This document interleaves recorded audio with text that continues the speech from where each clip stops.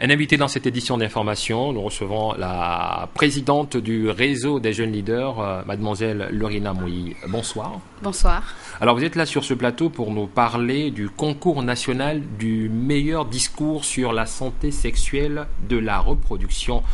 Un thème important. Quel est l'intérêt d'un tel concours? Pourquoi écrire sur un discours sur la santé sexuelle de la reproduction? Merci pour l'invitation. D'abord, ce concours a été initié par le réseau des jeunes leaders, dont j'ai la charge, avec l'appui du Fonds des Nations Unies pour la population, la présidente de la République, la Direction générale des statistiques et de la prévention du sida. D'accord. Alors, qui est concerné par ce concours? Ce concours concerne les jeunes élèves de première et terminale issus des lycées publics. Et ça se passe comment, la participation? Est-ce qu'il y a des inscriptions préalables? La participation se fera dans les lycées. Ce sont les responsables d'établissement qui vont annoncer l'événement dans les différents lycées et proposer 2 participants, dont une fille et un garçon, pour respecter la parité genre. D'accord. Et ce concours débute quand? Il est lancé aujourd'hui. C'est pour annoncer déjà l'événement, pour que ces jeunes-là qui sont prêtes à commencer leur scolarité se soient informés et puis commencent à plancher, pourquoi pas. D'accord. Alors, qu'est-ce que vous recherchez derrière un tel concours? La finalité, c'est quoi? La finalité, c'est que nous voulons recueillir le sentiment et les avis de la jeunesse, qu'ils, de par eux-mêmes, fassent des recherches et rédigent un discours. Ce discours sera dans un livre blanc qu'on va publier. Peut-être une dernière question. Pourquoi, pour revenir sur la pertinence du thème, pourquoi mettre l'accent sur la santé sexuelle et de la reproduction? Parce que la jeunesse au Gabon représente 60% de la population, mais aussi qu'elle est la plus vulnérable et que nous avons constaté qu'il y a 5% de cette jeunesse qui est infectée par le VIH-Sida, ce qui est inquiétant, par exemple. Et les grossesses précoces aussi avec. D'accord. Merci d'être placé sur ce plateau. Ne quittez pas, vous allez suivre la suite du journal avec nous. Juste pour donner cette information, en droite ligne du Forum national de la jeunesse à l'initiative du chef de l'État Ali Bongo Ondimba, l'émission Agora ouvre une session d'émission débat avec les élèves des classes de seconde, première et terminale sur des thèmes portant sur la nation, la République, le patriotisme, l'unité nationale. Ce soir à partir de 21h sur notre chaîne de télévision Gabon Télévision, vous propose la première émission sur le thème La Nation, une émission animée par As Nzengi. En image, la page politique de cette édition d'information, les membres du comité permanent du bureau politique, les conseillers du président du Parti démocratique gabonais, originaires de la province de Langounié, se sont réunis au siège de cette formation politique. Au centre de ces échanges, le relais du message du président de la République, Ali Bongo Ondimba, devant les 2 chambres du Parlement. Compte rendu, Félika Biogo, Richard Moubioire.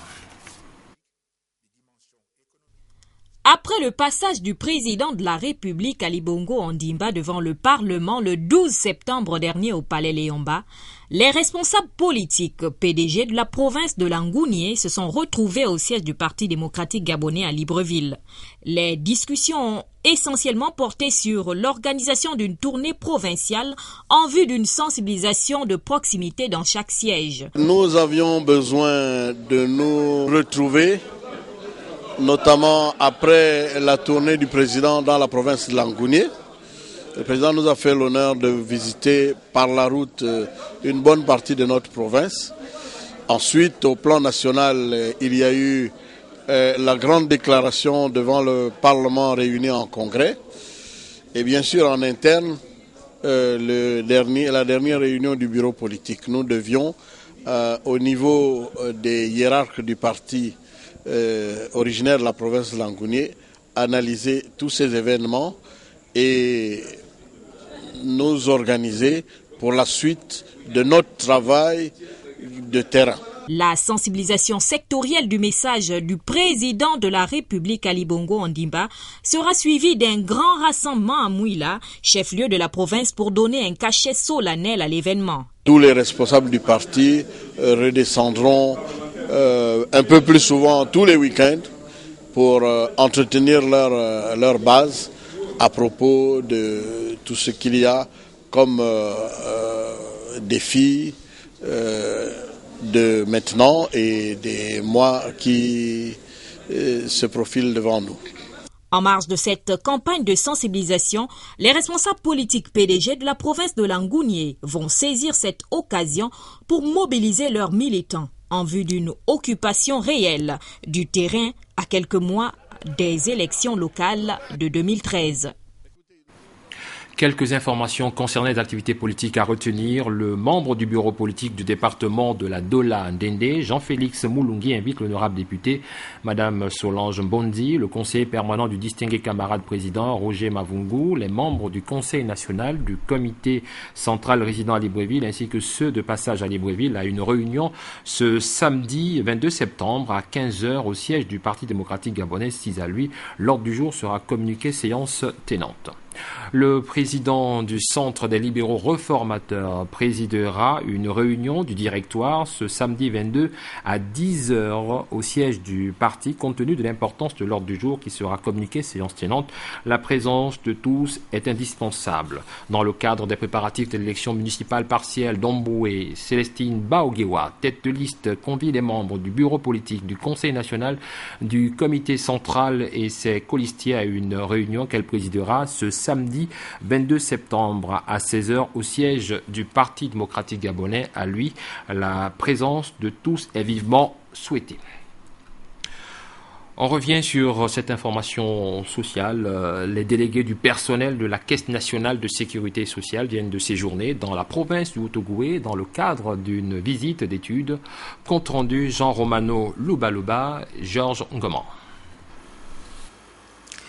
C'est sur inspiration de la Direction générale de la Caisse nationale de sécurité sociale qui veut mettre une politique de proximité entre les partenaires sociaux de son organisme et d'autres partenaires de différentes sociétés que 24 délégués du personnel CNSS se sont rendus à Mwanda au fin de tester ce partenariat avec la Comilogue.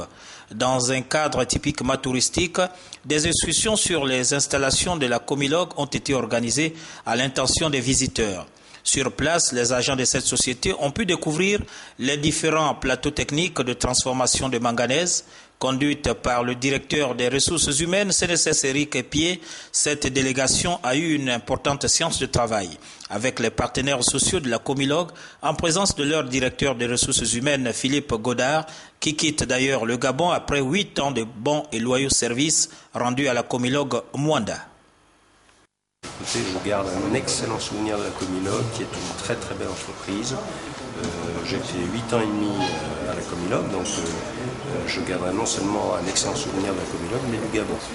Ça aura été une expérience extrêmement enrichissante.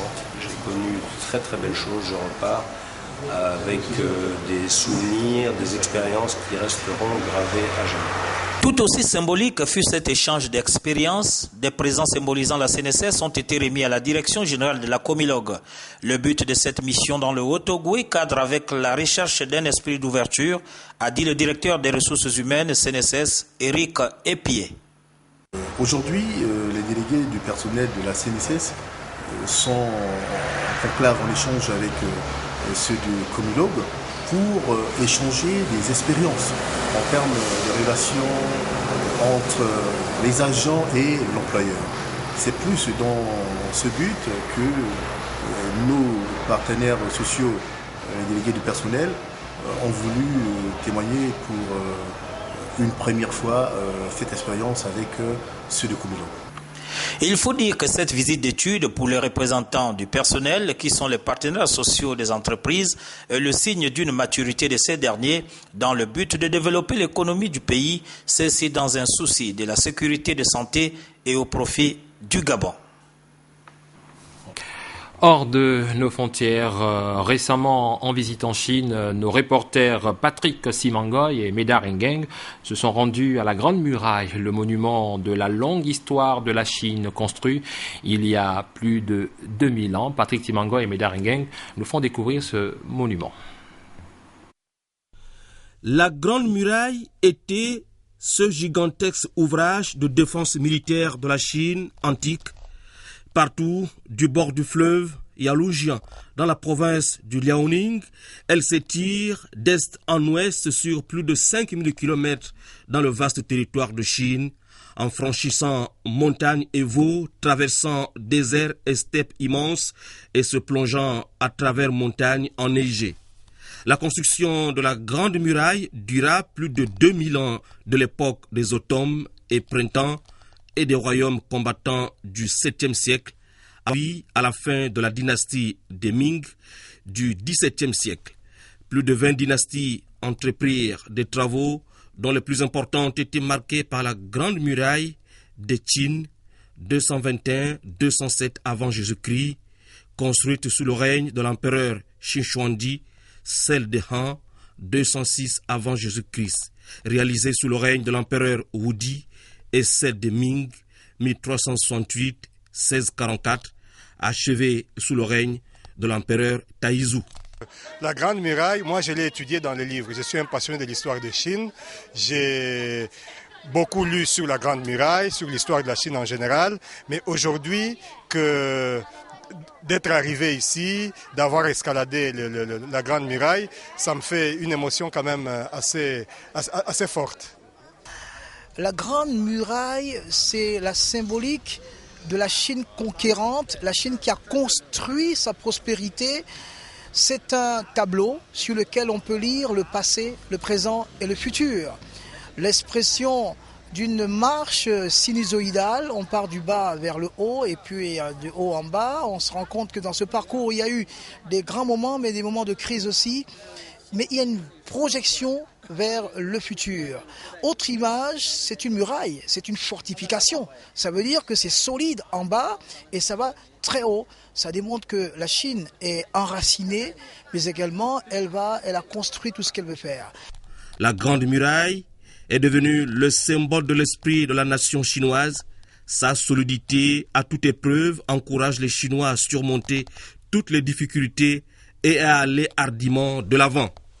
En tant qu'ouvrage de défense militaire, la Grande Muraille témoigne des convictions inébranlables et de l'aspiration soutenue de la nation chinoise qui s'est depuis toujours éprise de paix et qui s'oppose fermement à l'invasion. La Grande Muraille est le monument de la longue histoire de la Chine et un trésor culturel durant plus de 2000 ans de prospérité et de décadence de la société féodale. En 1987, la Grande Muraille a été inscrite sur la liste du patrimoine mondial par l'UNESCO. Trésor de la Chine, elle figure depuis plusieurs siècles parmi les 7 merveilles du monde. Seule une grande nation a pu bâtir une telle grande muraille. Venir en Chine, vivre en Chine sans mettre pied à la Grande Muraille serait commettre le grand péché du monde. Le moins ce que l'on puisse dire, c'est que cette grande muraille révèle au monde entier la force de l'homme chinois, son ingéniosité et surtout son amour pour le peuple chinois. Car je vous l'ai dit, la grande muraille fut construite il y a longtemps pour sécuriser les Chinois contre les envahisseurs étrangers. Et voilà donc, c'était depuis la Grande Muraille de Beijing en Chine, vos envoyés spéciaux, Médard Ngeng et Patrick Simangoy pour Gabon Télévision. Voilà, nous précisons que Patrick Simangoy et Médard Ngeng ont regagné Libreville. Nous restons hors de nos frontières pour vous donner ces quelques nouvelles. Les violences anti-américaines et anti-françaises suite à un film anti-islam redouté ce vendredi sont restées relativement isolées après la grande prière du vendredi dans les pays musulmans. Cependant, Paris a ordonné la fermeture des ambassades, consulats et écoles françaises dans une vingtaine de pays musulmans. Une nouvelle grève a éclaté ce vendredi dans une mine d'or sud-africaine, preuve que la crise sociale n'est toujours pas terminée dans ce secteur vital de l'économie, malgré l'accord trouvé à Marikana où le conflit avait fait 46 morts en un mois. Une dernière nouvelle à retenir, une soldate britannique accouche sur une base afghane. Elle ne se savait pas enceinte avant de ressentir ses premières contractions de travail. L'heureux événement a eu lieu 6 jours après l'attaque de Camp Bastion qui a détruit 6 avions et tué 2 soldats américains. La soldate britannique a donné naissance à un petit garçon L'enfant naît à 5 semaines du terme et sa maman se porte bien. Au Gabon, à quelques jours